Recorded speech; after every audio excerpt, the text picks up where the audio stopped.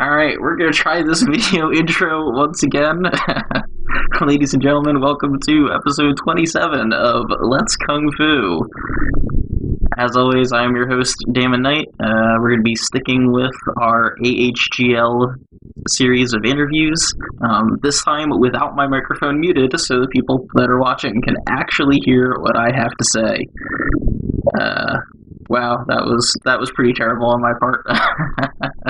You would think 27 episodes I would know how to work my software, but you know, these things happen. Hopefully I sound wonderful for all of you. I got my fancy new microphone. This is the first episode with it, so I know some folks had commented that my audio was less than stellar in some previous episodes, so hopefully this will square all of that away. Recapping the new stuff, I did the MLG Open qualifiers last night and played against a former Grandmaster and now top Master player, who of course crushed me, but the games were actually pretty interesting, so when we finish up the series of AHGL interviews, we might go back and look at that, and I will of course be competing in the MLG Fall Championships in Dallas in the beginning of November, so we'll probably talk more about that as it gets a little bit closer, but more importantly, Season 3 of the After Hours Gaming League is getting ramped up and ready to get started, so get your teams registered, get involved, and we'll use that wonderful segue to start talking to Jeff. Hi, Jeff. Hey, Damon, how are you tonight? I'm doing just as well as I was last time we had this conversation, mere moments ago, but this time everyone else can hear me say it. That's a good thing. I'm glad you got your room all fancied up for me, made your bed. You got very quiet. How about now? Can you hear me now? There you are. How about now? Yep, you're good. Can you hear me still? Yeah. I think you're set. It was just a brief blip. Can you hear me now? Yep, you're good. Okay, good. So yeah.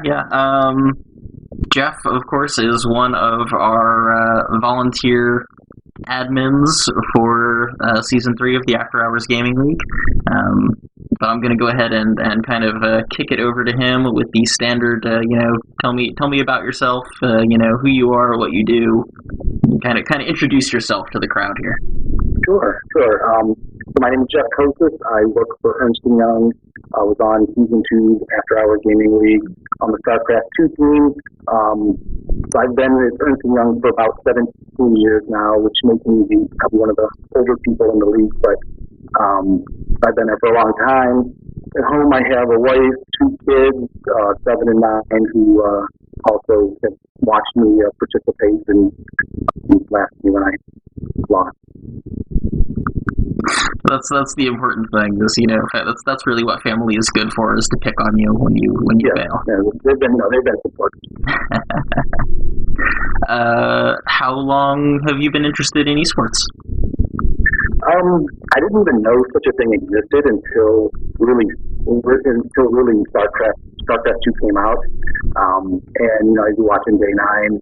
I actually just wanted to play StarCraft 2 and trying to figure out how to get better, and it was during the beta, and so I started, looking at Team Liquid, and you're like, oh wait, who's this Day 9 guy? I started watching, and it was very helpful and informative, and so from there you kind of start to make the leap into looking at other Team Liquid posts, and you start seeing the tournaments, and so I was like, this is cool, because growing up, when I was a kid, there was the Atari 2600, and I had a Commodore 64, and so they were playing on all those old systems, and their dream as a kid is to play video games for a living, and so it was just really neat to see that actually it's starting to become more of a reality and gain popularity. So I just really drawn to this After Hours Gaming League and eSports in general, just to think it's a really cool thing, and I'm excited that it's happening now in North America. Awesome. So how did you first hear about the After Hours Gaming League? Well, like I said, I was watching Day 9, and he promoted it Season 1, and I started watching that, and I was like, this is so cool. I need to be able to play, because I'm obviously not good enough to play, competitively for real. But this was a great way to get to meet other people in the company, kind of get the company's name out there. But more than anything else, just compete as an organization. It's kind of funny. So prior to last season of the AHGL, I had never heard of Ernst & Young ever in my life. Apparently, you're kind of a big deal, though. We're one of the big four. So there aren't any other big tax or audit firms in the league. So if you're a accountant or tax person looking for a company to join, Ernst & Young is really the only choice. So the recruiting message out to everyone out there. I'm sure you'll get. I'm sure that will go well with your company. They always like the plug. Exactly. So what would you say your favorite video game is, and why?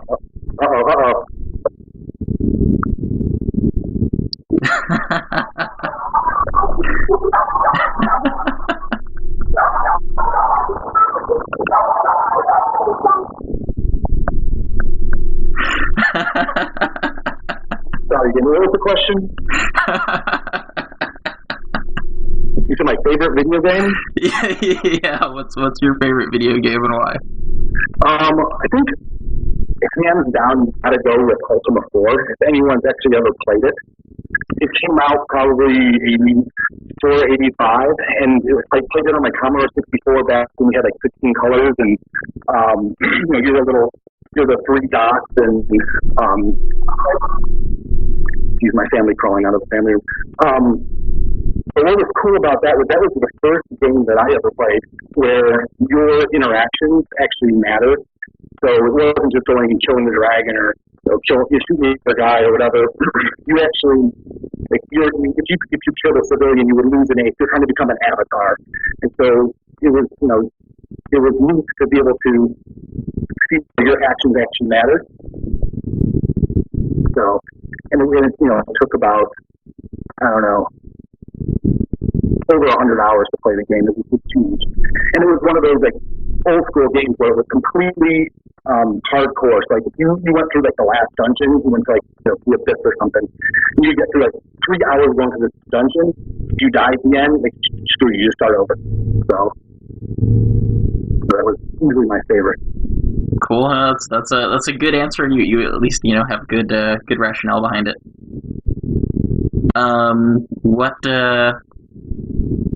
Let's see, what do we want to go with here? Let's go with, who is your favorite figure in the esports community? I was thinking about this one, and kind of the obvious answer is like a J9, but having gone through the after-hours gaming experience, I would put Tara LaForge. And the reason I would say that, and for those that don't know who Tara is, she works for Day 9 TV with Sean and Erica Burkhart, who I think we're interviewing next week. Yep. Next week. So, but Tara, to me, is the person who has a passion for gaming. She's in the industry, but she can speak business as well as gaming. We spoke with one of the top recruiters, Ernst & Young, trying to see if there's any like recruiting play with the After Hours Gaming League. And to me, one of the reasons that I want to be involved with the After Hours Gaming League is seeing esports grow and make it so it's not this taboo thing to be a gamer. And for that to happen, I think we need people like Tara who can speak business and kind of address those types of questions in a way that can be kind of received well. And she was able to kind of cross that boundary. So she actually really impressed me. Let's see. What would you say is your favorite video game related story that you have, just from your own personal experience?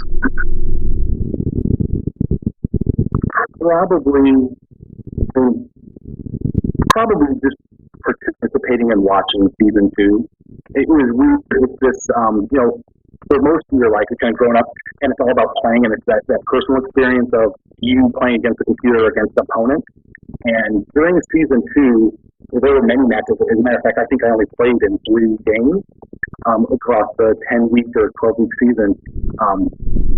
but every week was really cool. And then I didn't play on League of Legends, but I was listening on Mumble when the League of Legends team was playing, and I was watching them 3 minutes later, and it was really exciting. And it was kind of a new experience to actually be able to I'm not playing, but I'm watching other people play, and it's actually more exciting than playing myself. And to me, like that was a pretty big turning point. And up to that point, there's never, it's bad enough when a wife comes in and like, what are you doing, playing video games again? I'm like, no, I'm not playing. I'm just watching. That's even worse. Like, what the hell's wrong with you?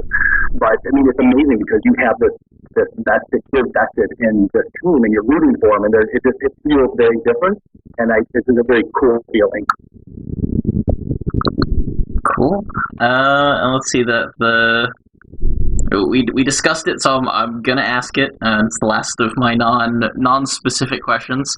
What is the airspeed velocity of an unladen swallow? 42. Always an excellent answer. It is the answer. It is the answer. You'd be amazed how many people just don't get the reference, though. It makes me sad. It is sad. It's very sad. But more seriously, so why did you decide to get involved with the After Hours Gaming League? I think I kind of touched on before, but it's really when more specifically in the volunteering aspect more than just the participating. So it's interesting. Actually, the timing's pretty good. I don't know if you listen to any like the Total Biscuit on Monday. He had this, I think it's called a mailbox or something, and one of the mails that was sent to him was about a senator in Maine who's getting smeared because she plays World of Warcraft. Sure. And you think about like there's still this stigma of being a gamer and how that isn't it's not acceptable in society. I mean, like in middle school, I was in the Dungeons and Dragons club.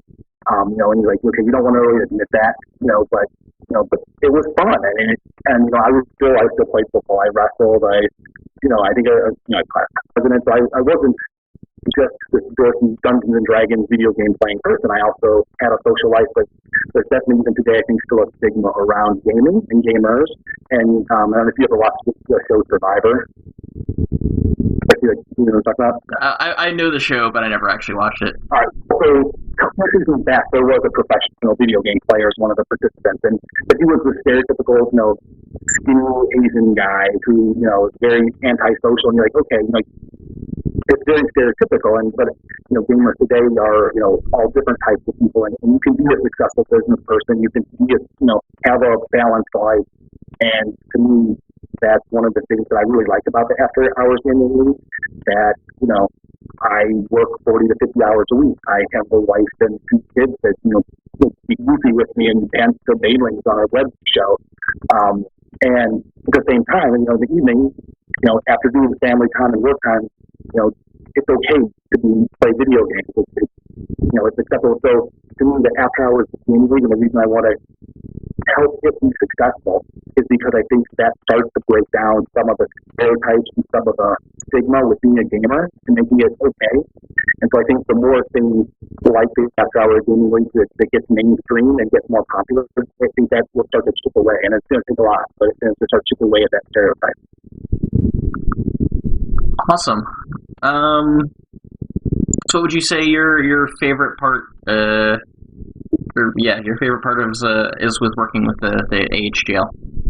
My favorite part, seeing it come together. Behind the scenes is really, it's neat to see the behind the scenes and how it happens. In season 2, there were a few of us, yourself and Dave, in particular, who was extremely, vocal in the Facebook group, and which I think is part of the reason why they said, all right, why don't you guys, if you can help out, and like Tom Garcia, and there were just really good people that put that together. And so to be kind of on the other side of the fence and be able to see, how it's put together is pretty neat. And then to build some more relationships, like, on the bus ride, you and I chatted on the way to the final season 2, and just get to meet some of the people. It's that makes it fun. Awesome. So what's the biggest challenge been so far, in your opinion, for making season 3 happen? I think the biggest challenge for me, we all, you, me, Dave, Emily, Nate, all come in very different stylistically. We started off, again, coming from an accounting firm, and my mindset was, all right, let's figure out a governance, let's come up with tasks, let's divvy them up, let's not go too fast on one, let's kind of come up with a game plan, divide and conquer. And it was hard because none of us were in control, none of us were in charge, and so we had to build everything through consensus. Yet, so there was kind of that norming, storming, forming type thing where we were kind of churning at first, and so that was a challenge. And we really did, even though Eric would say, "Okay, guys, I want you to go ahead and run with this as much as you can." We really needed that voice and that leadership to say, "Okay, we're going to make a decision." What people probably don't realize, and you just see I know right now there was. I logged into Skype after not logging in for a week, and there was, I think, at least 600 and some messages between Dave and Nate and you and Emily talking about dealing with the exceptions of the policy on A-League and D-League. We spent at least a month talking about what's fair and how we want to be inclusive. We want to do all these things. So I don't think everyone always understands how much thought is really put into it, but you just need to put a stake in the ground. And so I think that's been the challenge is that, like Ernst & Young, I manage a group of 30 developers, testers, business analysts. I have an IT shop that I'm responsible for.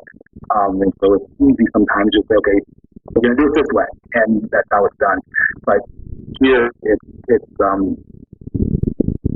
they need to float an idea out, like the movie Inception, right? Like the one idea that's going to be the next blog. I came up with some ideas months ago, and kind of floated them out there, and it wasn't quite ready to be heard, so I kind of just let go, and then kind of slowly bring them back in. So it's kind of learning how to work as a group, especially because we all come from such different backgrounds. How's that? That's good. That's good, and I would say pretty accurate. Yeah. What is something that you personally think would be cool to see in a future AHGL season? I think you got the obvious things where you have more companies, more games. I think making things so it's more viewable, viewer friendly, making people more wanting to watch it. So I know our next big blog that comes out is going to be something that is, something that is an idea that we're hoping is kind of goes to that end where people want to watch it. And so, there's some other ideas on how do you integrate with maybe a pro team? How do you integrate, to do some training sessions? Or how do you integrate with maybe the Collegiate StarCraft League? So there's other integration points that kind of make sense. And, like what the Rosen brothers are doing with the Texas, it's the big Texas tournament coming up in November. So it's how do you collaborate with other people in the industry, not to be competitive, but to be kind of to help each other out. And again, kind of taking a step back and saying, okay, we want everyone to be successful. And how do we work together to help eSports in general? Awesome. So do you have any special predictions for the upcoming season? Is Ernst & Young just going to sweep everything? No, absolutely not. No, I'm playing on some of the teams. But I think to me, a successful season for 3 would be, twice as many teams participating, twice as many viewers. If we can continue to grow the interest in this, to get the word out. I know we're talking about getting some additional sponsors that would help. I mean, I think just continuing to grow it. So what's my prediction? My prediction is growth from a participant perspective, from a viewer perspective, and a sponsorship perspective. So what do your friends and family and everyone think about you, not only participating in the league, but also being involved with the league and being such a effectively hardcore gamer, even if you're not really, you kind of are, just by the fact that you're, trying to run all this stuff? Yeah, I mean, my family's really supportive, and as you saw me being silly with me, my wife's great. I mean, she played World of Warcraft with me when I was into that. We played, had a paladin to level 60, got all mad that I made her be a dwarf, and she's short, and so she's close to home. But then she played StarCraft 2 with me. Right now, she plays League of Legends with me. So I mean, if not for her willingness to kind of let me play, then I just wouldn't have the time. Spending time with her is more important. But it's nice that she indulges me a little bit there. And I have some good friends like Mark, who is somebody who I spent a ton of time kind of talking with World of Warcraft stuff back when we had a guild together, and so now I finally got him out of that and into League of Legends. So we'll email at work and he'll talk about it, and he'll be like Teemo, and so he's talking about like all the different strategies of how you can build up Teemo, and so but I think for the most part, I don't know that there's a big give a crap that I do this for half hour anyway. But I think they'll cheer me on about this. So, why should people come in, or why should people rather tune in to watch this season that's coming up? Well, so that is one of the big questions, right, that we've been trying to figure out. Okay, right, so as the council trying to figure out how do we get more people interested in, and obviously if your company participates in those vested interest, and if you're just into eSports, our games aren't with all pro players, and so it's funny when you see a lot of the comments on the videos that are posted like, oh, these guys are terrible. I'm like, well, actually they're master players, and they're not pros, but they're probably better than you. But at the end of the day, it's not watching top level pros. So if you want to just watch the best of the best, this isn't for you. But if you but if you want to watch companies play, and that's where we think if there's some ways that we can make it so it is more interesting, where can we get a pro to do a mentoring and do like the top couple teams where it actually would be interesting to say, okay, I'm a diamond, there's a pro player going to mentor a diamond player just like me, so the advice you would give to that person would be the same advice would be applicable to me. I think there's something about that. And then there's the other big blog that's coming out. I think we're hoping is something that would make people interested in watching beyond just the games themselves. Yeah, now I'm sure everybody keeps wondering about this mysterious blog post that Jeff keeps bringing up. We can't give anything away. We're not going to give any spoilers here on the show tonight. But definitely keep an eye on the official AHGL blog over the next couple of days for some really pretty seriously cool stuff. That I think will be really exciting for everybody. So those are all of the official questions. The final thing that we kind of do is I just want to open it up to you. Is there anything that you want to talk about or want to say? You've just got a couple of minutes of kind of free reign here on my stream. No, I think we have just under a month to register. So I would say if you're interested in joining the After Hours Gaming League and you're not quite sure if there's other people out there, I would just encourage you. There's still time to pull a team together.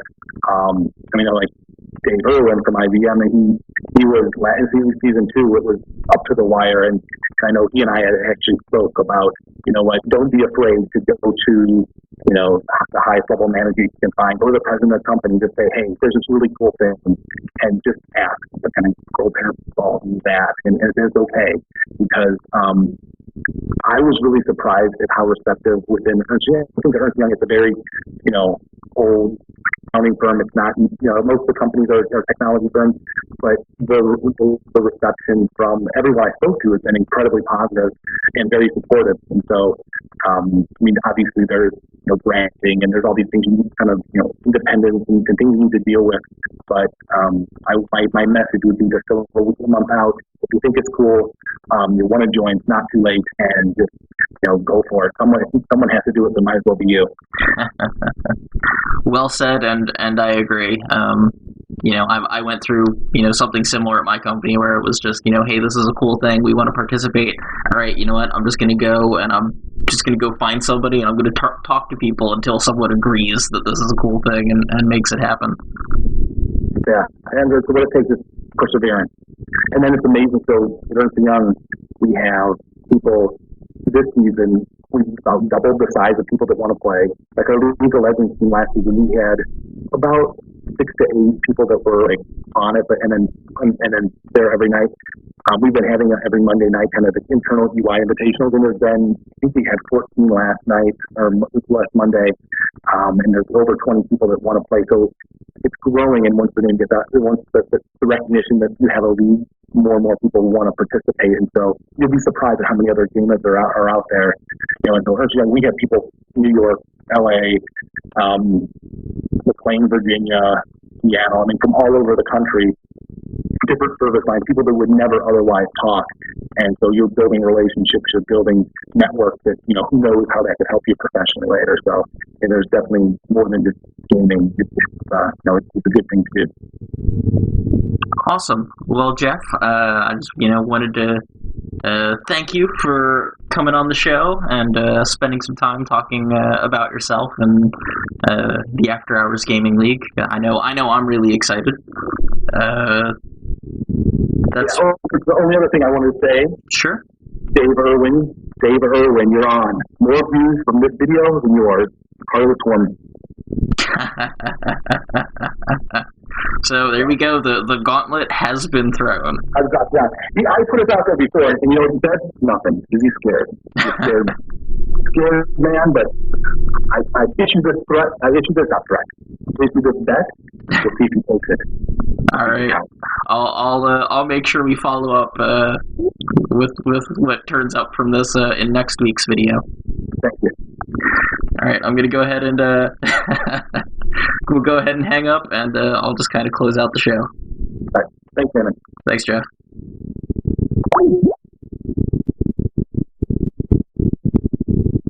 All right, so that was Jeff, aka Greymason, one of our really awesome volunteer admins for Season 3 of the After Hours Gaming League, who threw down a challenge in front of everyone to try to get more viewers than our first interviewee, Dave Irwin.